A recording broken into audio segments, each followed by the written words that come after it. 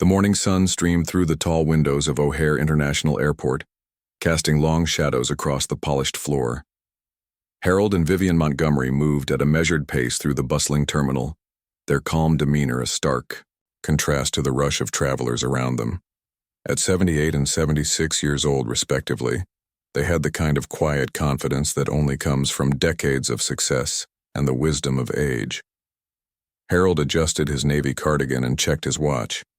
A simple timepiece, not flashy but well-made, much like the man himself.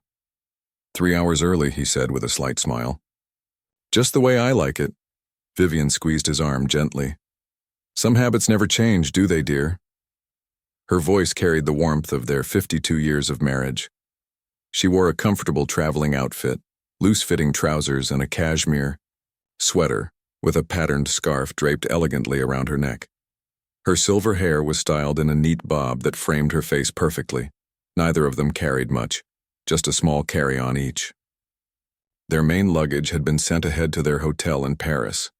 One of the perks of experience, they'd learned, was knowing how to travel light. What most people rushing past them didn't know, and what the Montgomerys preferred to keep quiet, was that they weren't just any elderly couple heading to Paris for a vacation. They were the founders and majority shareholders of Montgomery Global Airways, one of the largest and most respected airlines in the world. The very plane they would board in a few hours bore their name on its tail. Remember our first flight to Paris? Harold asked as they made their way toward the check-in counter. That tiny apartment we rented? Vivian laughed, the sound like gentle music. How could I forget? The shower that never got hot? The neighbor with the accordion who practiced at midnight? And yet it was perfect, Harold said, his eyes crinkling at the corners. They had come a long way from those early days when they were just two young dreamers with big plans. Harold had been a pilot, Vivian an accountant. Together, they had started with a single plane in 1982, flying regional routes that bigger airlines overlooked. Now, Montgomery Global Airways operated in 6 continents with a fleet of over 300 aircraft.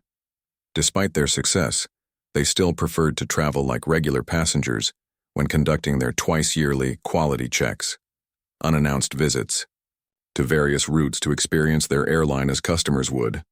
No special treatment, no red carpet, no advance notice to the crew, just 2 passengers who happened to own the company. Today's flight is particularly important, Harold reminded his wife as they approached the check-in counter. The Paris route is the first one we're upgrading with the new first-class suites. If all goes well with the passenger experience, we roll out the changes to the entire international fleet next quarter.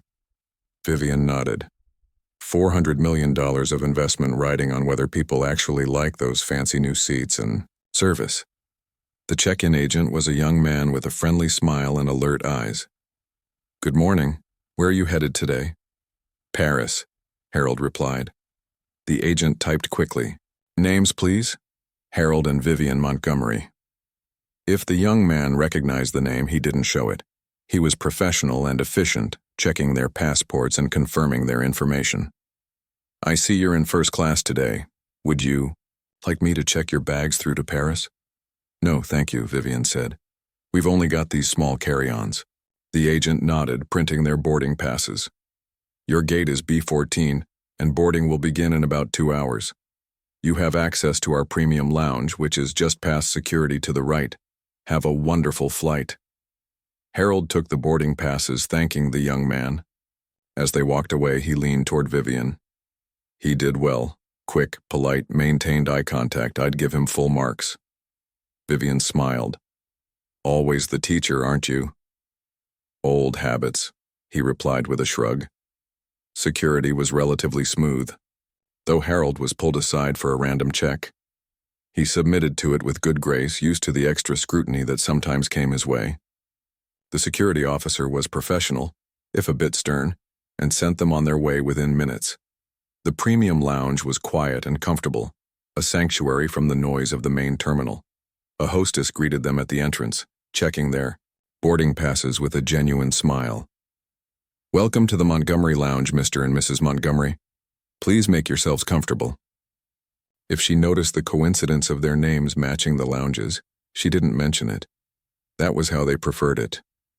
Inside, the lounge was tastefully decorated with comfortable seating, a well-stocked bar, and a buffet of fresh food. Paintings by black artists from across America adorned the walls, a touch Vivian had insisted on when they redesigned the lounges 5 years ago. "Let's sit by the window," Harold suggested, leading the way to a quiet corner with a view of the runways. They settled into the plush chairs and a server approached immediately. "What can I get for you today?" the young woman asked. "Just water for me, please," Harold said. "I'll have a cup of tea if you have chamomile," Vivian added. "Of course. I'll be right back with those." When she left, Harold pulled out a small notebook from his pocket. So far, so good. Check-in was smooth, security was efficient if a bit impersonal, and the lounge welcome was warm. Vivian watched a plane take off, its engines roaring as it climbed into the sky. "Remember when that was you, Harold? Taking off, feeling like you could touch the clouds?" He smiled, his eyes distant with memory.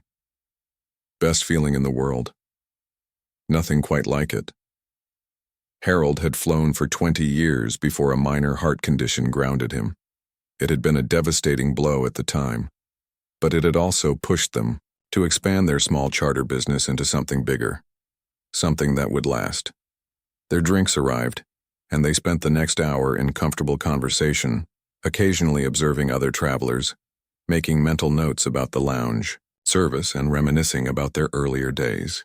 "We should call Thomas before we board," Vivian said, referring to their grandson who was now the company's chief operations officer. Harold nodded, pulling out his phone. The call was brief, just checking in, making sure everything was running smoothly at headquarters. Thomas had no idea they were about to board one of their own planes. That was part of the experience, being regular passengers, seeing how things really worked when no one was putting on a show for the boss. As boarding time approached, they gathered their things and made their way to gate B14. The area was beginning to fill with passengers, business people typing frantically on laptops, families wrangling excited children, solo travelers lost in books or phones. The gate agent announced that boarding would begin soon, starting with passengers needing special assistance, followed by first class. Harold and Vivian stood to the side, watching the process unfold. "Remember when we used to board by row numbers?" Harold said quietly. "Now it's like a complicated social hierarchy." Vivian chuckled. "Says the man sitting in first class." "Fair point," he conceded with a smile. When first class was called, they joined the short line of passengers holding premium tickets. Most were younger business types in expensive suits, with a few other older couples mixed in. The gate agent checked their boarding passes efficiently, and they made their way down the jet bridge. At the aircraft door, a flight attendant greeted passengers with a practiced smile. "Welcome aboard," she said as she checked their boarding passes. "First class is to the right. Enjoy your flight." Harold and Vivian turned right, entering the spacious first-class cabin. It was the first time they would experience the new layout as passengers, the product of 2 years of design work and countless meetings. 6 private suites on each side of the plane, each with a closing door, a wide seat that converted to a flat bed, and personal service designed to make the 8-hour flight to Paris feel like a luxury hotel stay. "Suite 2A and 2B, Harold said, finding their assigned spaces. The suites were side by side with a divider that could be lowered so they could see each other during the flight. "What do you think?" Vivian asked quietly as they settled in, her eyes taking in every detail: the hand-stitched leather seats, the wood veneer accents, the large screens, the thoughtful storage spaces. Harold ran his hand along the seat controls. "It's exactly as the designer showed us, but actually sitting here, it feels right. Comfortable but not ostentatious." A flight attendant approached with a tray of drinks. "Welcome aboard. Would you care for champagne, orange juice, or water before takeoff?" They both chose water, and the attendant promised to return with their drinks. As she moved on to the next suite, Harold and Vivian exchanged a look of satisfaction. The journey had just begun, but so far everything was proceeding exactly as it should. Little did they know that their carefully planned quality check flight was about to take an unexpected turn. The boarding process continued smoothly as Harold and Vivian settled into their first-class suites. Harold lowered the divider between their spaces so they could talk easily. He was just about to mention how impressed he was with the new seat design when a commotion at the entrance to first class caught their attention. "I'm sorry, but you'll need to continue to the main cabin," a voice said firmly. Harold and Vivian both turned slightly to observe the situation.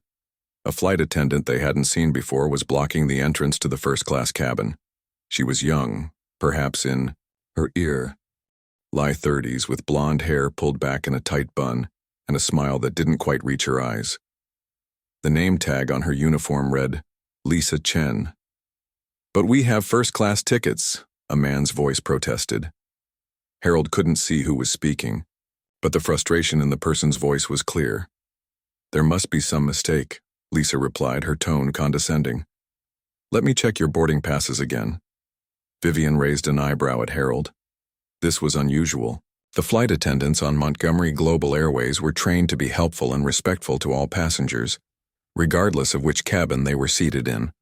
Their attention was drawn away momentarily as another flight attendant approached with their waters. "Here you are," he said pleasantly. "Can I get you anything else before takeoff?" "No, thank you," Harold replied, though his focus remained on the situation developing at the cabin entrance. The flight attendant moved on, and Harold and Vivian could now see the passengers Lisa was speaking to, an elderly Asian couple, both appearing to be in their 70s. The woman leaned on a cane while the man held their boarding passes out to Lisa. "See? Seats 3A and 3B, first class," the man insisted, his accent suggesting he might be from somewhere in East Asia. Lisa took the boarding passes, examining them with exaggerated care. "I see. Well, there appears to be a system error. These seats are reserved for our premium customers. Let me find you appropriate seating in the main cabin." The Asian man's face flushed with indignation. "We paid for first class. We are premium customers." By now, other first-class passengers were watching the exchange, some with discomfort, others with indifference. A line was forming in the aisle behind the couple as other passengers waited to reach their seats. Vivian looked at Harold, her expression troubled. "Should we?" Before she could finish, Harold was already unbuckling his seatbelt. In their 40 years of building this airline, they had established one cardinal rule. Every passenger deserved to be treated with dignity. What they were witnessing was the opposite of their company's values. "Excuse me," Harold said as he approached the scene. His voice wasn't loud, but it carried the natural authority of someone used to being listened to. "Is there a problem here?" Lisa turned to him with a flash of annoyance that quickly transformed into a customer service smile. "No problem, sir. I'm just sorting out a seating confusion. You can return to your seat." The Asian man looked at Harold gratefully. "We have first-class tickets, but this lady says we don't belong here." Harold looked at the boarding passes still in Lisa's hand. Indeed, they clearly showed seats 3A and 3B right behind his and Vivian's suites. Those appeared to be valid first-class boarding passes, Harold observed calmly. Lisa's smile tightened. "Sir, please return to your seat. I'm handling the situation." "Are those seats already occupied by other passengers?" Harold asked. "No, but—" "Then I don't understand the problem," Harold said. "These folks have tickets for first class. Those seats are empty. What's the confusion?" Lisa lowered her voice, leaning toward Harold as if sharing a confidence. "Sir, sometimes the system makes errors. We need to maintain certain standards in first class." Her eyes flicked meaningfully toward the Asian couple. Harold felt a familiar heat rise in his chest, the same feeling he'd experienced countless times over his long life when confronting prejudice. He'd built an entire company partly to create spaces where this kind of thing didn't happen, and yet here it was, on his own airline. By now, Vivian had joined them. She placed a gentle hand on the Asian woman's arm. "Why don't you come sit down? You must be tired standing there with your cane." The woman nodded gratefully. "Thank you." Lisa's eyes widened. "Ma'am, please don't interfere. I'm trying to resolve—" "You're causing a scene," Vivian interrupted quietly. "And you're delaying the flight. These passengers have valid tickets for first class. There's nothing to resolve." Another flight attendant approached. an older man with salt and pepper hair and a concerned expression. His name tag read Robert Taylor, and beneath it was a WOW pin indicating he was the chief purser, the lead flight attendant responsible for the cabin crew. "What's happening here?" Robert asked, taking in the situation with a quick glance. Lisa turned to him with relief. "These passengers were given incorrect boarding passes. I'm trying to find them appropriate seating." Robert glanced at the boarding passes, then at the Asian couple, then at Harold and Vivian. Something flickered in his eyes as he looked at the Montgomerys, a flash of recognition. "Mr. and Mrs. Lee, welcome aboard," Robert said to the Asian couple. "I apologize for the confusion. Your seats are right here in first class as your boarding passes indicate." He gestured toward seats 3A and 3B. Lisa's mouth opened in protest, but Robert gave her a sharp look that silenced her. "Lisa, please assist with boarding in the main cabin. I'll take care of our first-class passengers." With obvious reluctance, Lisa moved past them toward the economy section. Robert turned to the Lisa with a genuine smile. "Please let me show you to your seats. Can I get you anything to drink before takeoff?" As Robert helped the couple settle in, Harold and Vivian returned to their own suites. They exchanged troubled glances but said nothing until they were seated again. "That was uncomfortable," Vivian said quietly. Harold nodded, his expression grim. 40 years, Viv. 40 years we've worked to build an airline where that kind of thing doesn't happen. One bad apple doesn't spoil the whole bunch, Vivian reminded him, though her voice lacked conviction. "Maybe not," Harold conceded. "But it only takes one interaction like that to ruin a customer's entire experience." He paused, watching as Robert helped Mrs. Lee store her cane in the overhead compartment. At least Robert stepped in and handled it properly. "He recognized us," Vivian observed. "I think so," Harold agreed. "Not that it should matter. He did what any of our staff should do, treated the customers with respect." They fell silent as Robert approached their seats. His professional demeanor showed only the slightest hint of nervousness. "Mr. and Mrs. Montgomery," he said quietly. "It's an honor to have you on board today. Is there anything I can get for you?" Harold looked up at him, studying the man's face. "How long have you been with Montgomery Global Airways, Robert?" 22 years, sir," Robert replied with a touch of pride. "Started as a junior flight attendant on the domestic routes." "And Lisa?" Vivian asked. "She seems new." Robert's expression remained neutral, but his eyes betrayed his discomfort. "She transferred from Continental Airlines last month. This is her first international flight with us." Harold nodded thoughtfully. "I see. Well, we're just 2 passengers today, Robert. No need for special treatment." "Of course, sir," Robert replied, though they all knew it wasn't entirely true. "Please let me know if you need anything during the flight." As Robert moved on to help other passengers, Vivian reached across the divider to touch Harold's hand. "You're upset." It wasn't a question. After 52 years of marriage, she could read his moods like a book. "I am," he admitted, "but I'm trying not to overreact. We need to see the whole picture before making any judgments." "True," Vivian agreed. "But what we just saw—" She trailed off, glancing back at the Lee couple, who were now being served drinks by Robert. "I know," Harold said. "Believe me, I know." The rest of the boarding process continued without incident. The main cabin filled up, safety demonstrations were performed, and soon the massive aircraft was taxiing toward the runway. Throughout it all, Lisa didn't return to the first-class cabin. Robert and another flight attendant named David handled the premium passengers with professional courtesy. As the plane accelerated down the runway and lifted into the sky, Harold pulled out his notebook again, making a few brief notes. This flight was supposed to be about evaluating the new first-class product, the seats, the service, the amenities. Instead, they'd stumbled upon something potentially more serious, a cultural issue that could undermine everything they'd built. Once they reached cruising altitude and the seatbelt sign was turned off, Robert began the first-class meal service. He started with the Montgomerys, perhaps out of respect or perhaps because they were in the first row. "We have a special menu for our Paris flight," he explained, handing them each a leather-bound folder. The chef has prepared a French-inspired selection today. Harold opened the menu, but his mind was elsewhere. He could see Lisa now, working in the main cabin, her movements efficient but her manner cold. "Robert," he said, making a sudden decision, "I'd like to speak with Lisa when she has a moment." Robert couldn't quite hide his surprise. "Sir, are you sure?" "Yes," Harold confirmed. "Not to reprimand her. That's not my place as a passenger. I'm simply curious about her perspective." Robert hesitated. "I'll see what I can arrange, sir. But perhaps after the meal service?"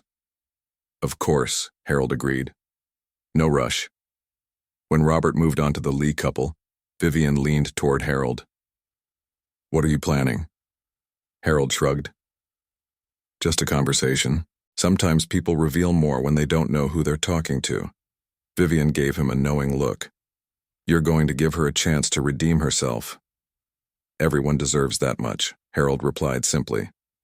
The meal service proceeded smoothly.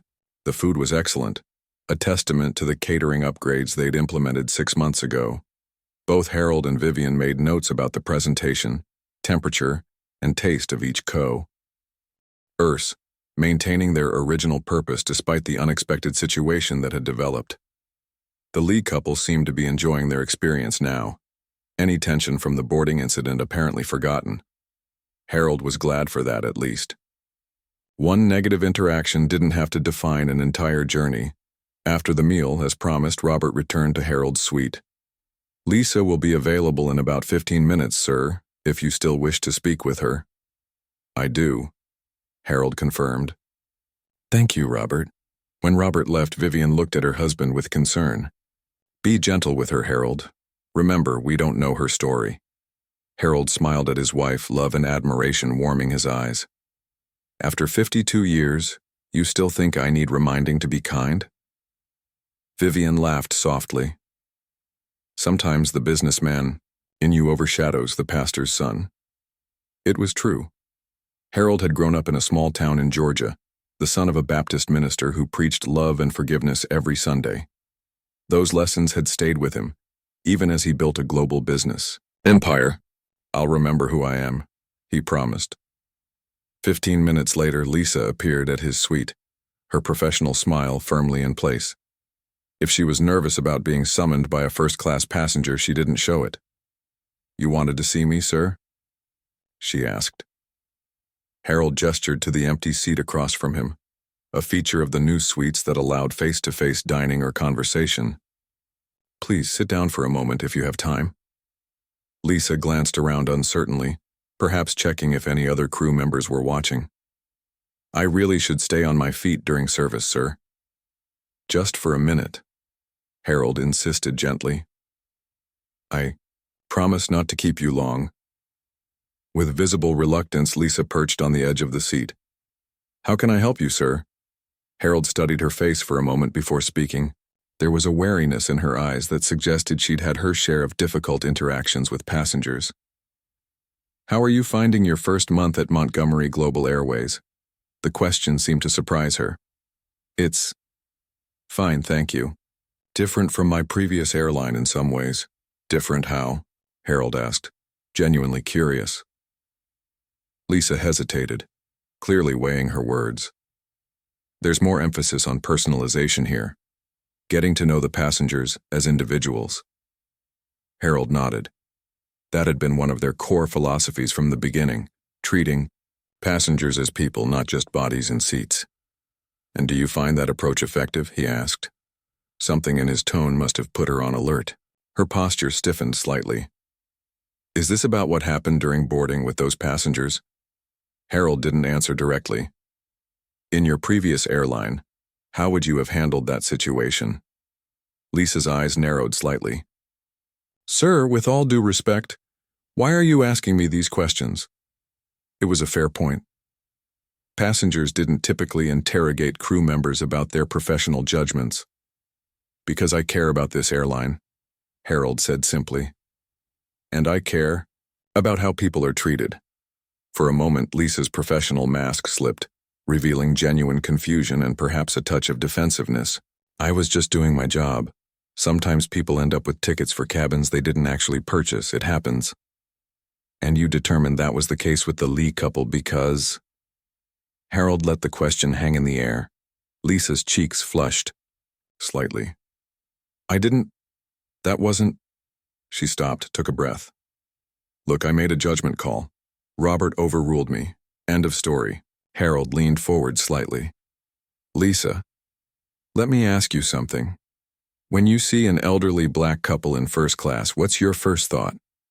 The directness of the question clearly startled her. I don't think anything in particular.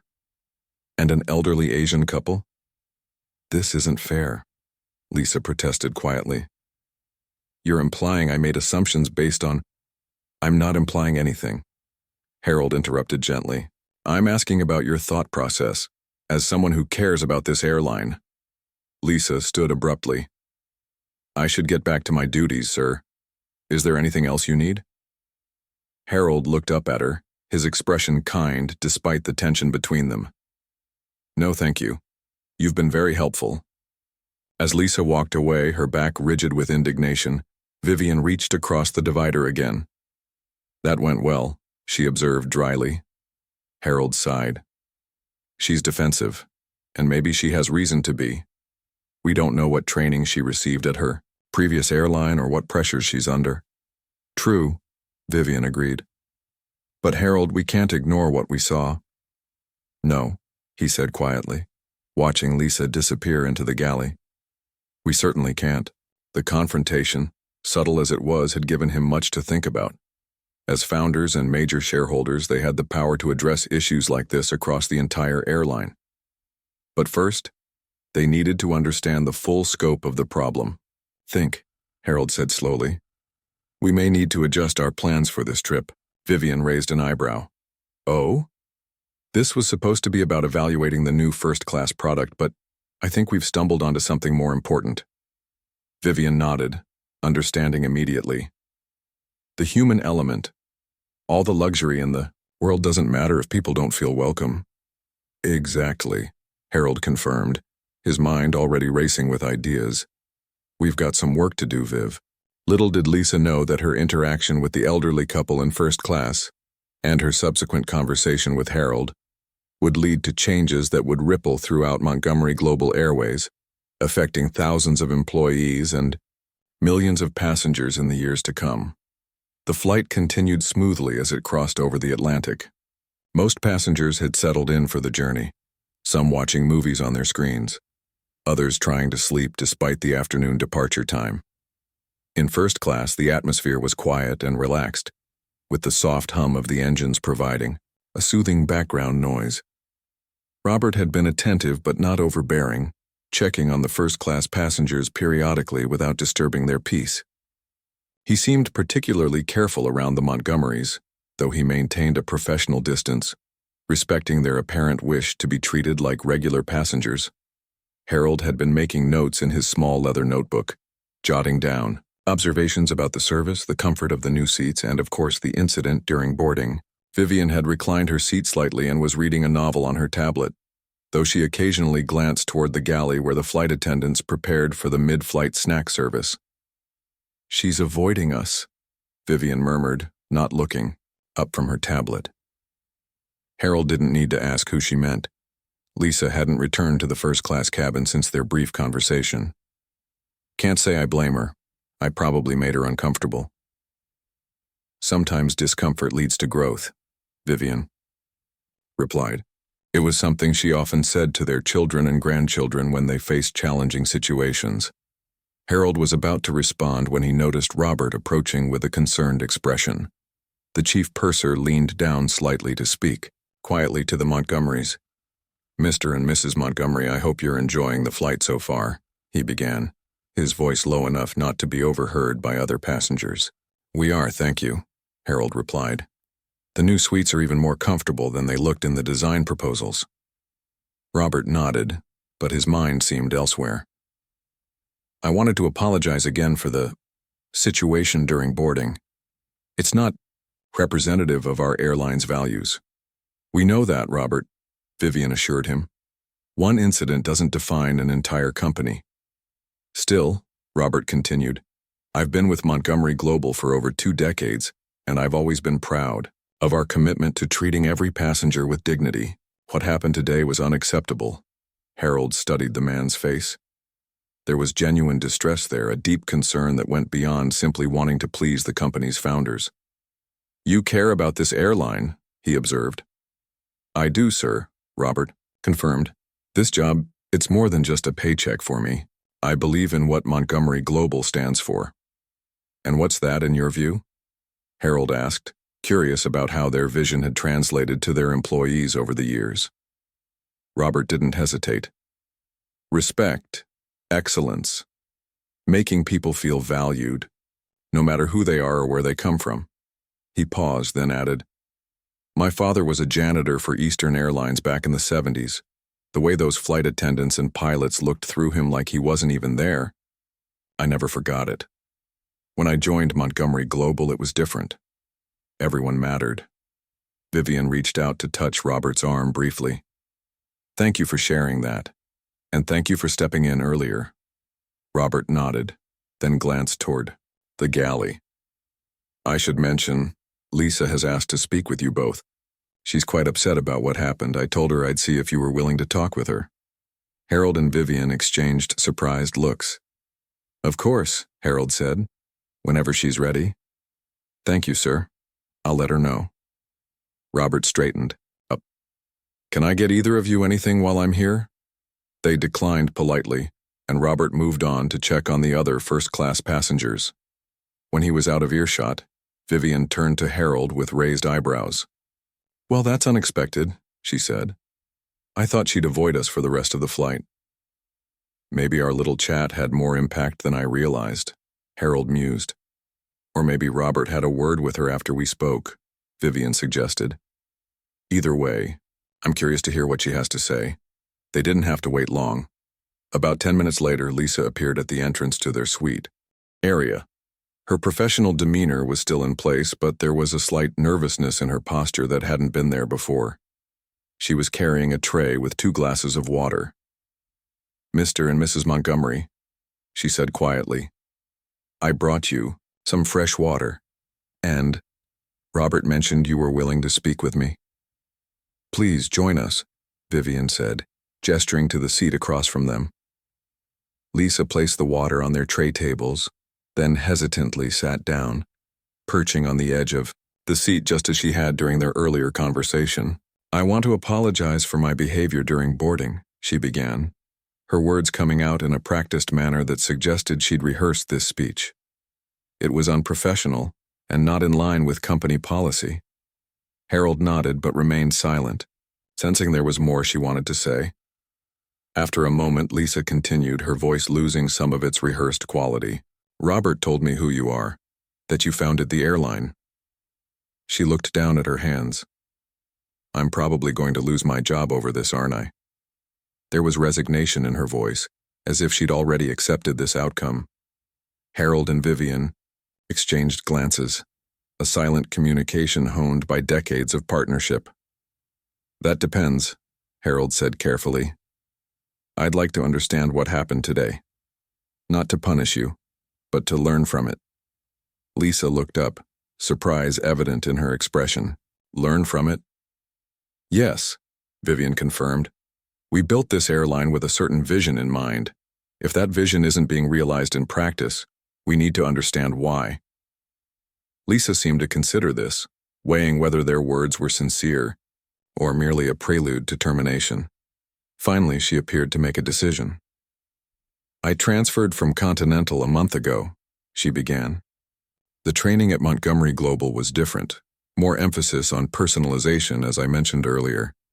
But there was also this constant reminder about maintaining the premium experience in first class. And what did you take that to mean? Harold asked. Lisa hesitated. At Continental, it was understood that first class had a certain profile. Business travelers, usually men, usually in suits. When someone didn't fit that profile, we were expected to verify their tickets carefully. Even if their boarding passes clearly showed first-class seats, Vivian pressed gently. Especially then, Lisa admitted. The assumption was that the system sometimes made errors, or that passengers had somehow ended up with the wrong boarding passes. And did you apply that same assumption today? Harold asked, keeping his tone neutral. Lisa's cheeks flushed slightly. Yes. When I saw the Lee couple, I just automatically thought there must be a mistake. They didn't fit the profile I was used to. And us? Vivian asked quietly. Did we fit the profile?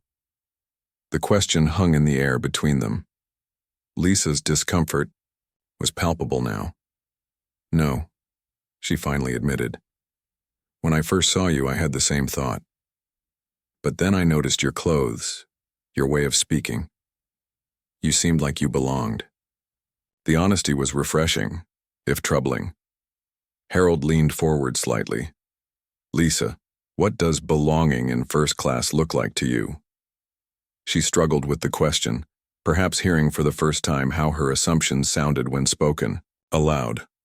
I don't know, I never really thought about it consciously. It was just the way things were done at my previous airline. And no one ever questioned this practice? Vivian asked. Not really, Lisa said.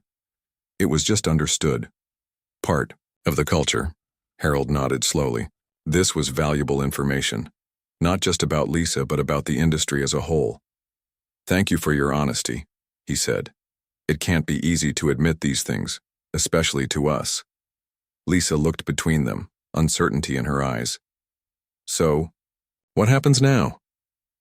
That partly depends on you, Harold replied. Do you believe that what happened during boarding was right?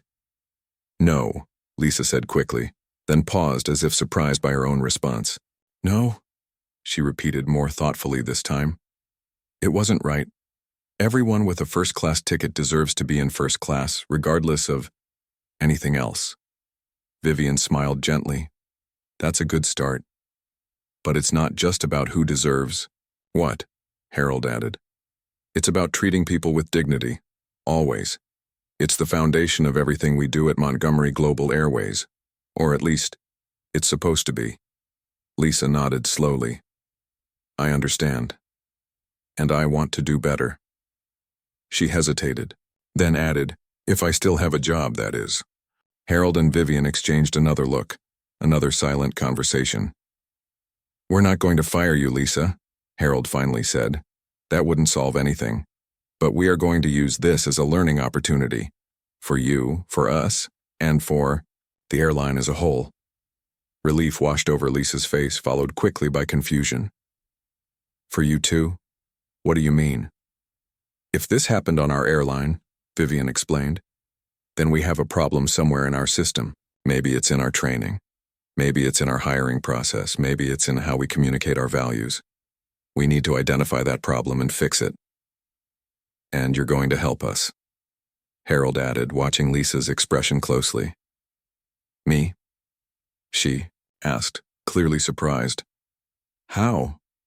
By sharing your perspective, Harold said. By helping us understand how these assumptions form and how we can combat them more effectively. If you're willing, that is. Lisa seemed stunned by the offer. Yes, of course. I'd be happy to help. Good, Vivian said with a warm smile. We'll arrange a proper meeting when we return from Paris. For now, though, we're just passengers on your flight. And I think I'd like some tea if that's possible. The simple request seemed to ground Lisa, bringing her back to the present moment and her duties as a flight attendant. Of course, ma'am. What kind would you prefer? Chamomile, if you have it, Vivian replied. Right away, Lisa said, standing up. She hesitated for a moment, then added, Thank you for the second chance. We all need those sometimes, Harold said simply. As Lisa walked away to fetch the tea, Robert approached from the other direction. He gave her a questioning look as they passed each other, and she responded with a small, relieved nod. When Robert reached the Montgomerys, his expression was curious. Everything all right? He asked. Yes, Harold confirmed. We had a good conversation. Very enlightening. Robert nodded, seeming pleased but not entirely surprised. Lisa's a good person, he said. New to our way of doing things, but she's got potential. We think so too, Vivian agreed. By the way, Robert, we'd like to speak with you more about your experiences with the airline when we return from Paris. Would that be possible? Of course, Robert replied immediately. Anything for you, Mrs. Montgomery. And perhaps you could introduce us to the Lee couple, Harold suggested. Not now, but before we land. I'd like to make sure they're enjoying their flight. I'll arrange it, Robert promised. They're lovely people, by the way.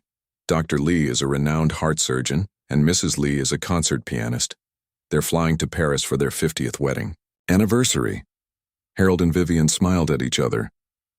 50 years, Vivian mused. We'll be there in a couple of years ourselves. A remarkable achievement, Robert said warmly. I'll check on you again before our descent into Paris. Please let me know if you need anything at all. As Robert moved away, Vivian reached for Harold's hand. Well, that was unexpected, she said quietly. I thought we were just checking out the new seats, and instead we've stumbled onto a whole new project. Harold chuckled. Life keeps us on our toes, doesn't it? His expression grew more serious. But this is important, Viv. If what Lisa described is happening at other airlines, and maybe even at ours in ways we haven't noticed, then we have work to do. We always have work to do, Vivian replied with a smile. That's what keeps us young. Lisa returned with Vivian's tea, served in a proper china cup on a small tray with a cookie on the side. Your chamomile tea, Mrs. Montgomery, she said, her manner professional but warmer than before. Is there anything else I can get for either of you? This is perfect, thank you, Vivian replied. As Lisa turned to leave, Harold called after her, softly. Lisa, would you check on the Lee couple as well? Make sure they have everything they need? Lisa nodded, understanding the significance of the request. I will, sir, right away. They watched as she approached the Lee couple's suite, her posture noticeably different from earlier, more open, more genuine. She spoke with them briefly, and though they couldn't hear the conversation, they could see Mrs. Lee smile and nod in response to whatever Lisa had said. It's a start, Harold murmured. It always begins with awareness, Vivian agreed. You can't change what you don't acknowledge. For the next hour, they observed the cabin service with renewed interest. The way Robert managed his team, the interactions between flight attendants and passengers, the subtle dynamics that played out in this confined space hurtling across the Atlantic at 550 miles per hour. They made notes, compared observations, and began to formulate ideas for improvements. As the flight progressed, they noticed Lisa making a point to engage with all the first-class passengers, not just those who fit a certain profile. She seemed more relaxed, more authentic in her interactions. Whether this change would last beyond this flight remained to be seen, but it was encouraging nonetheless. About 2 hours before landing, Robert brought the Lee couple over to meet the Montgomerys. The introductions were brief but warm, with no mention of the earlier incident. Dr. Lee spoke enthusiastically about their anniversary trip to Paris, and Mrs. Lee shared stories of her performances at concert halls around the world. It was a pleasant conversation that ended with Harold and Vivian wishing them a wonderful stay in the City of Light. As the Lees returned to their seats, Vivian leaned toward Harold. 50 years of marriage, just like us, and still excited about traveling the world together. That's the goal, isn't it? Harold replied with a smile. To keep finding joy in new experiences, even after all these years. Speaking of new experiences, Vivian said, what exactly are you planning once we get back home? I know that look in your eye, Harold Montgomery. You're cooking up something big. Harold's smile widened. Maybe I am. I think it's time for Montgomery, Global Airways, to lead the industry in more than just luxury and service. We've always said our airline is about treating people with dignity. Now we need to make sure that happens for every passenger, on every flight, regardless of what they look like or where they come from.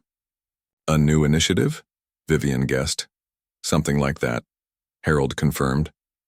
But first, we have a week in Paris to enjoy. The work will still be there when we get back. Vivian squeezed his hand. It always is.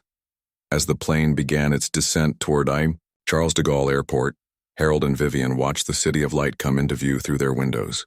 The Eiffel Tower stood proud against the evening sky, a beacon of human achievement and beauty. But for the Montgomerys, the real achievement lay in the connections between people, in creating spaces where everyone felt valued, regardless of age, race, or background. The incident during boarding had been troubling, but it had also been illuminating. It had reminded them that their work wasn't finished, that building an airline was about more than planes and profits. It was about people and the dignity with which they were treated. As the wheels touched down on French soil, Harold made a final note in his book. Dignity Initiative, Phase 1, Evaluation and Assessment. It was the beginning of something new, something important. And it had all started because a flight attendant hadn't recognized the owners of the airline. Sometimes, Harold reflected, the most valuable insights came from the most unexpected places. Timbai. Parisian morning dawned clear and crisp, sunlight streaming through the tall windows of the Montgomerys' hotel suite. Harold stood by the balcony, a cup of coffee in hand, gazing out at the elegant buildings and tree-lined boulevards that made the city so enchanting. Behind him, Vivian was speaking quietly on the phone, her voice a gentle murmur in the peaceful room. Yes, Thomas, everything's fine, she assured their grandson. We're just calling to check in. Harold smiled to himself. They had promised their family they wouldn't work during this trip, a real vacation for once. But some habits were hard to break, especially after 4 decades of building and running an airline. No, we're not working, Vivian continued, responding to what must have been a skeptical comment from Thomas. Well, not officially anyway. Harold turned from the window, raising an eyebrow at his wife. She gave him a small shrug and a smile. That said, he knows us too well.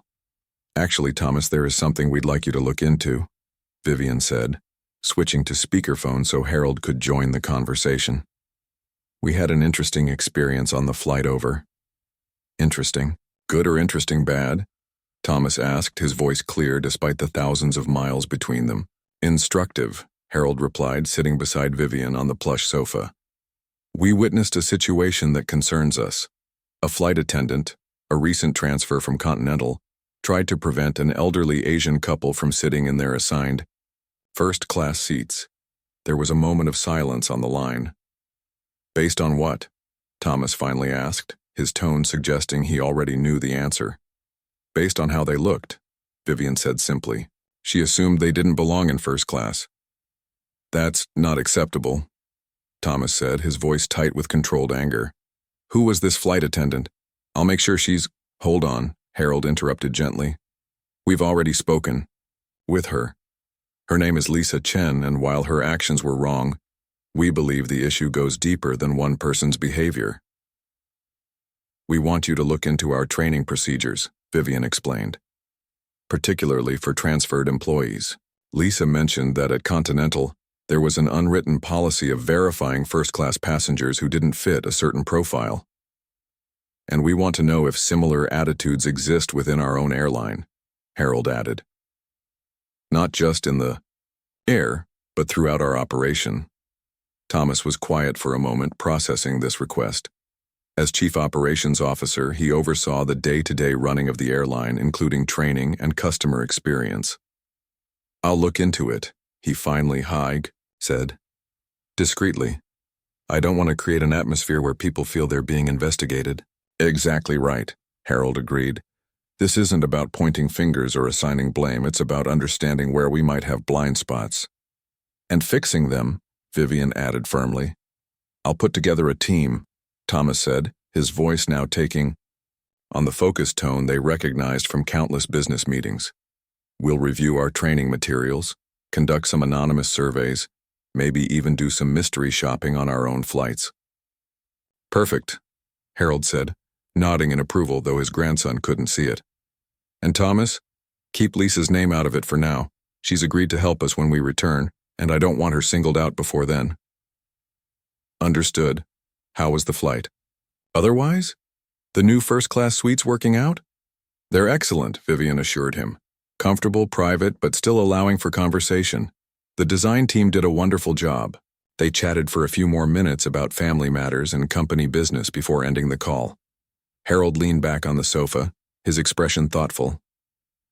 "He'll handle it well," Vivian said, knowing her husband's concerns without him having to voice them. "I know he will," Harold agreed. "Thomas has good instincts, like his grandmother." Vivian smiled at the compliment. "Flattery will get you everywhere, Mr. Montgomery. Now, are we actually going to enjoy Paris today, or are you going to spend the whole morning brooding about airline operations?" Harold laughed, the sound warm and genuine. "No brooding, I promise. Today is all about enjoying this beautiful city with my beautiful wife." And for the next several days they did just that. They strolled along the Seine, visited museums and cathedrals, dined at charming sidewalk cafes, and simply enjoyed being together in one of the world's most romantic cities. If Harold occasionally jotted down a note about an idea for the airline, Vivian pretended not to notice. It was on their 5th day in Paris, after a morning spent at the Rodin Museum, that they received an email from Thomas. They read it together, over lunch at a quiet bistro near their hotel. "Preliminary findings suggest we have some work to do," Thomas had written. "Anonymous surveys reveal that 23% of our customer-facing staff admit to making assumptions about passengers based on appearance, age, or race. Most concerning, 47% of transferred employees from other airlines report bringing unofficial policies with them. Because they weren't explicitly told our expectations differ. I've scheduled a meeting for the day after your return. Full report to follow." Harold and Vivian exchanged troubled glances. "It's worse than I thought," Harold said quietly. "But not surprising," Vivian replied, her expression somber. "We've built something special with Montgomery Global, but we've never explicitly addressed these issues. Maybe we've been naive." Harold nodded slowly. "We assumed that because we founded the airline with certain values, everyone would naturally share them. But values have to be taught, reinforced, made explicit. Especially when people join us from companies with different cultures," Vivian added. They finished their lunch in thoughtful silence, both mentally shifting from vacation mode to problem-solving mode. As they walked back to their hotel, Harold suddenly stopped in front of a small bookshop. "Wait here a moment," he said to Vivian, disappearing inside before she could respond. When he emerged a few minutes later, he was carrying a small paper bag. "What did you buy?" Vivian asked, curious. "A journal," Harold replied, showing her a beautiful leather-bound notebook. "I've been having ideas about this dignity initiative, as I'm calling it. Thought I should write them down properly." Vivian smiled. "So much for a real vacation. Some problems are too important to wait," Harold said simply. Back at the hotel, Harold spent the afternoon filling pages of his new journal with ideas, observations, and plans.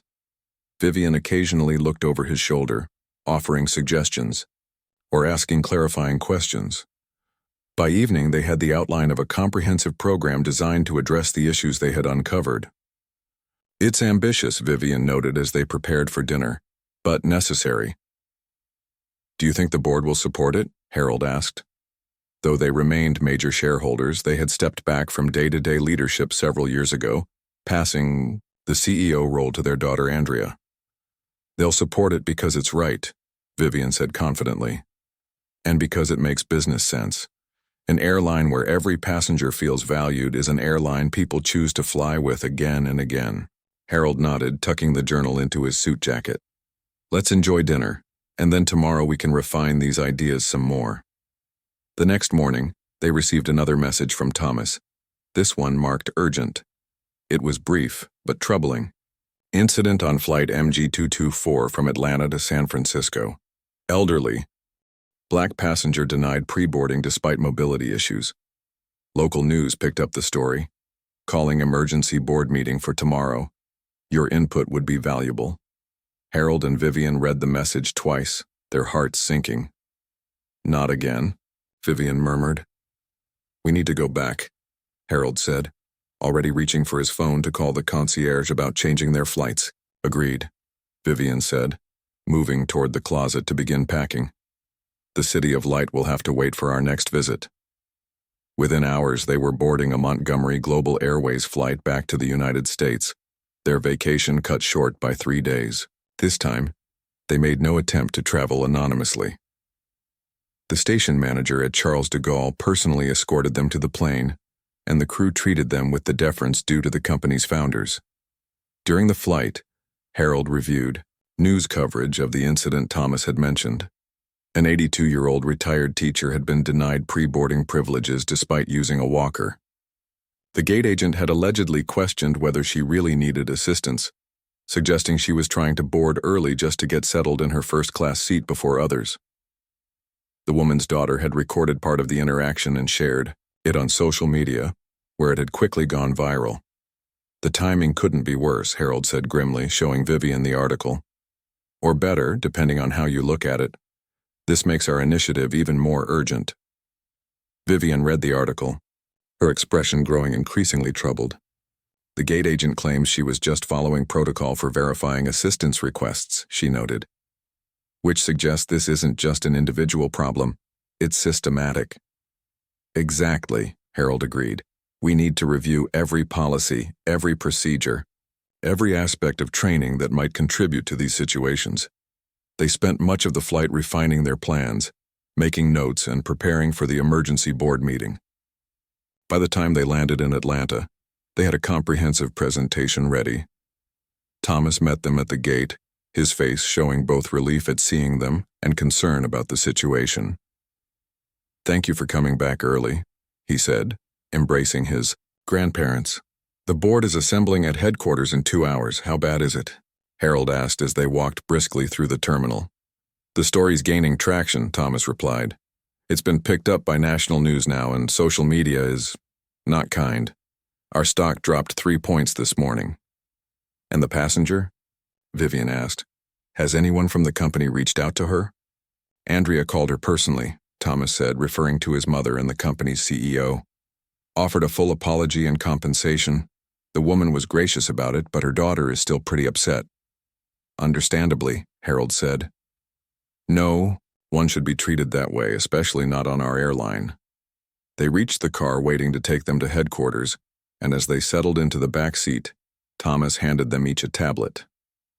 "I've uploaded the complete findings from our preliminary investigation, along with the full incident report from San Francisco. There's also data on similar complaints over the past year, more than we realized." Harold and Vivian spent the drive, reviewing the materials, occasionally exchanging troubled glances or making notes. The picture that emerged was concerning, a pattern of incidents that, while not frequent, suggested an underlying problem with how certain passengers were perceived and treated.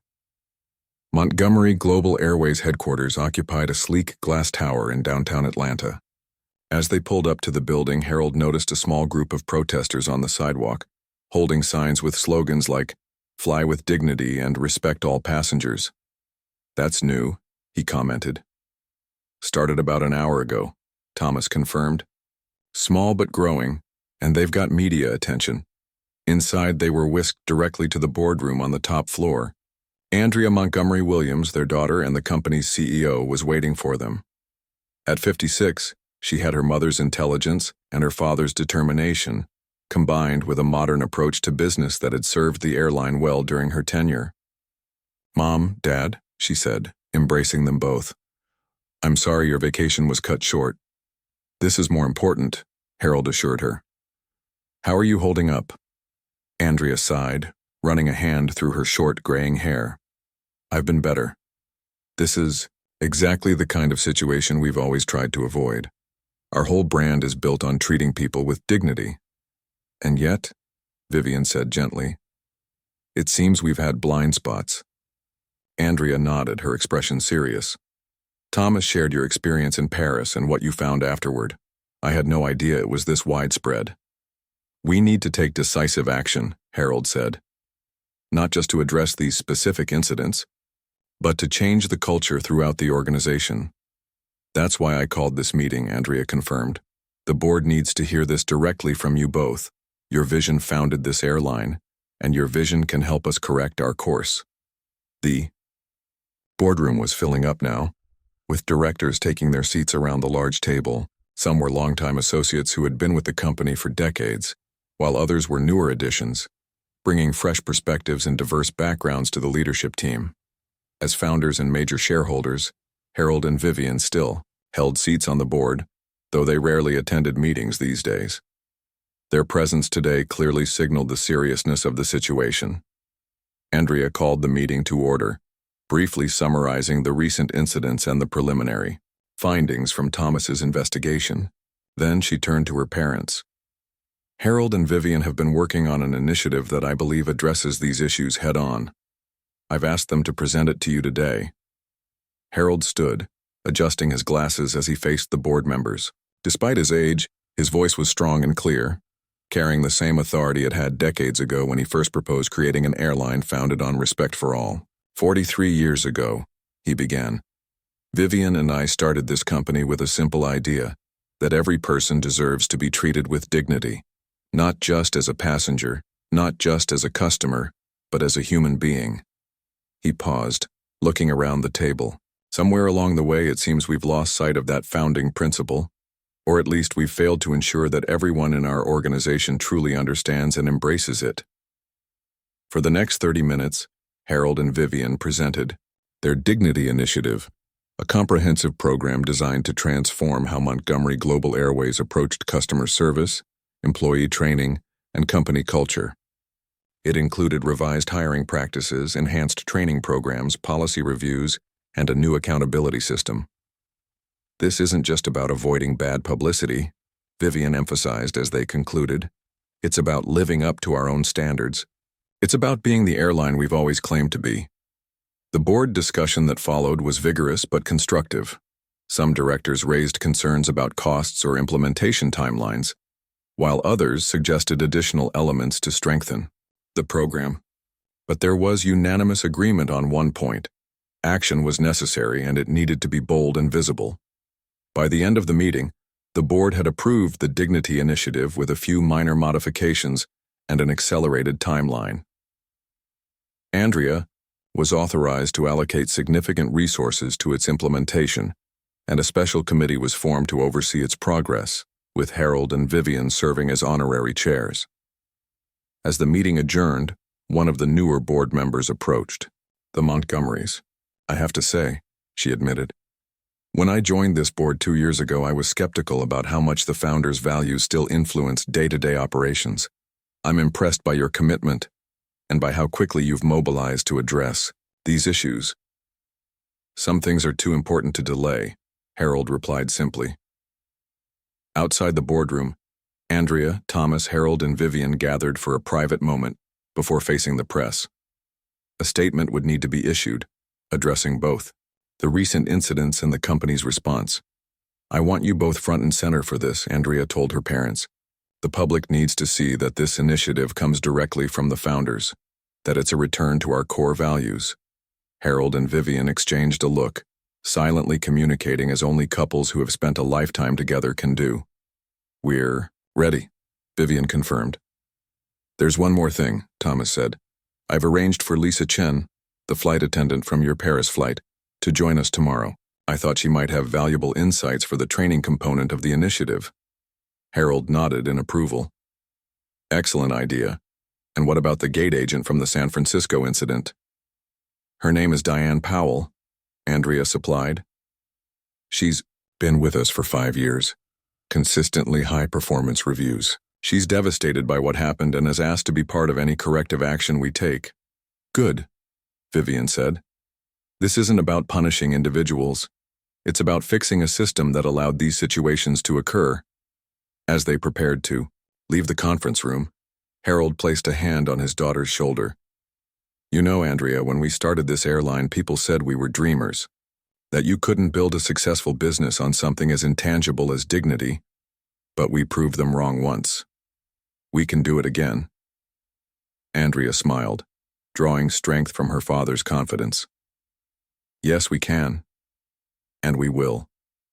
Together, the Montgomery family stepped out to face the press, united in their commitment to ensuring that every passenger on Montgomery Global Airways was treated with the dignity they deserved, regardless of age, race, or appearance. The road ahead would not be easy, but they had faced challenges before and emerged stronger.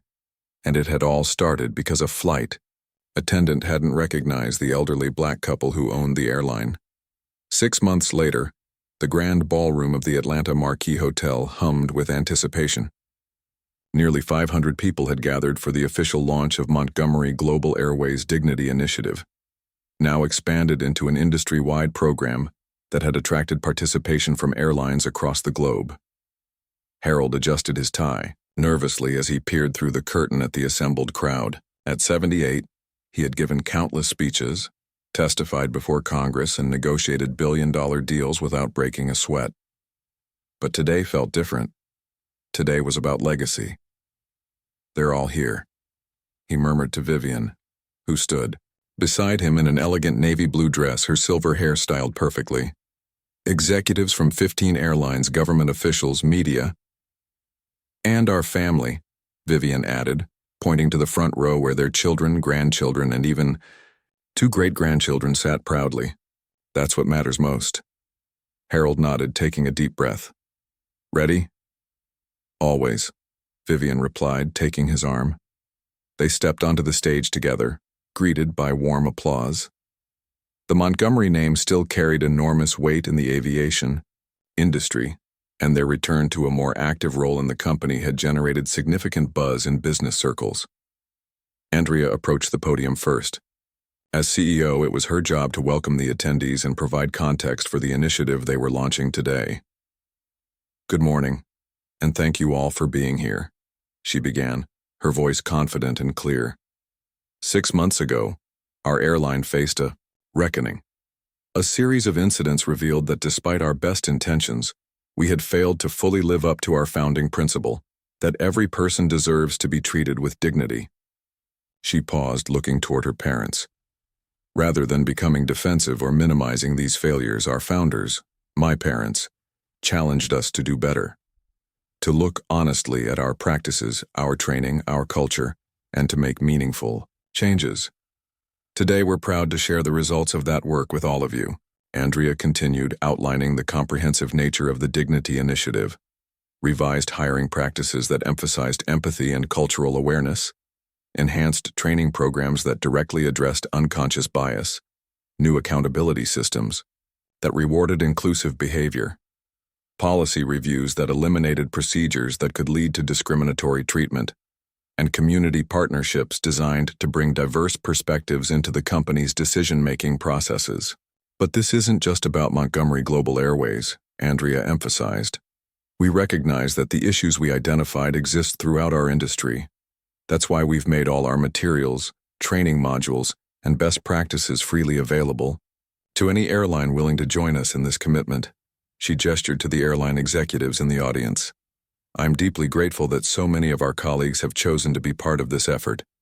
Together, we can transform how people experience air travel, not just on our aircraft, but on any aircraft anywhere in the world." Finally, Andrea introduced her parents. The Dignity Initiative was born from the same vision that created Montgomery Global Airways 43 years ago. No one can speak to that vision better than the people who conceived it. Ladies and gentlemen, Harold and Vivian Montgomery. The applause was thunderous as Harold and Vivian approached the podium together. They had insisted on presenting jointly, partners in this as they had been in everything throughout their long marriage. "Thank you," Harold began when the applause finally subsided. "When Vivian and I started this airline in 1982, many people thought we were crazy. 2 black entrepreneurs trying to break into one of the most capital-intensive competitive industries in the world. The odds were not in our favor." He smiled at the memory. But we had something powerful on our side.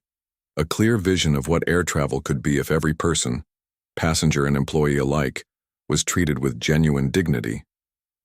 Vivian leaned toward the microphone. That vision sustained us through the early years when we had just 3 planes and a handful of regional routes. It guided our growth as we expanded nationally and then internationally.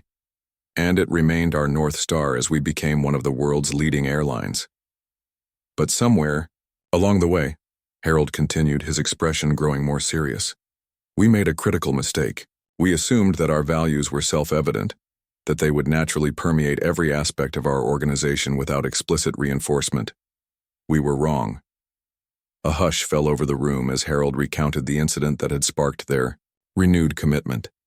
His and Vivian's experience on the Paris flight, where they had witnessed firsthand how passengers could be treated based on appearance rather than the tickets they held. "We didn't identify ourselves as the owners," Harold explained. "We wanted to experience our airline as regular passengers. And what we saw troubled us deeply. Not because it was malicious, it wasn't, but because it revealed blind spots we hadn't acknowledged." Vivian took over, her voice warm but firm. "That experience led us to look more closely at our entire operation. What we found wasn't unique to our airline. It reflected patterns that exist throughout our industry and, indeed, throughout our society. The difference is that we had both the ability and the responsibility to address these patterns within our company." She gestured to a group seated together near the front of the room. "I'd like to recognize some people who have been instrumental in shaping the Dignity Initiative. Lisa Chen, a flight attendant whose honesty about her own assumptions helped us understand the problem more clearly. Robert Taylor, a chief purser whose intervention demonstrated how our values should be put into practice. Diane Powell, a gate agent whose courage in acknowledging a mistake led to significant policy changes. And Dr. and Mrs. Lee, passengers whose dignity was challenged but whose grace and response reminded us of what's truly important." As each person stood to be recognized, the audience applauded. Lisa looked particularly moved, her eyes glistening with tears as she acknowledged the recognition. Harold returned to the podium. "The Dignity Initiative isn't just a training program or a policy revision. It's a commitment to seeing each person, passenger or employee, as a human being worthy of respect, regardless of their age, race, appearance, or background. It's about creating an environment where dignity isn't just a word in a mission statement, but a lived reality for everyone who interacts with our company. We're not claiming to have all the answers," Vivian added. "This is a journey, not a destination. We'll make mistakes along the way, and when we do, we'll acknowledge them, learn from them, and do better. That's the only way meaningful change happens." Harold looked out at the audience, his gaze settling on the youngest members of his family. "My great-grandchildren are here today. When they're my age, I want them to live in a world where a person's dignity isn't determined by how they look or where they come from. The work we're doing now might seem small in the grand scheme of things. It's just one industry after all. But every journey begins with a single step. Or in our case," Vivian said with a smile, "a single flight." The presentation continued, with Thomas and a team of training specialists demonstrating key elements of the Dignity Initiative's approach. They showed videos, shared case studies, and outlined practical tools that any airline could implement immediately. Throughout it all, Harold and Vivian watched with pride, not just in the program they had helped create, but in the people who had embraced it so enthusiastically. Lisa Chen, once defensive about her actions, now spoke passionately about recognizing and overcoming bias. Robert Taylor shared insights from his 2 decades of experience, highlighting how small interactions could either affirm or diminish a person's sense of dignity. And Diane Powell, initially devastated by her role in the San Francisco incident, now channeled that remorse into positive change. After the formal presentation concluded, the event transitioned into a reception where attendees could mingle and discuss what they'd heard. Harold and Vivian found themselves surrounded by well-wishers, many sharing their own experiences with dignity, or its absence, in air travel. "Mr. and Mrs. Montgomery," a voice called from nearby. They turned to see Dr. and Mrs. Lee approaching, both smiling warmly. "We wanted to thank you personally," Dr. Lee said, shaking Harold's hand. "Not just for including us today, but for turning an unfortunate incident into something so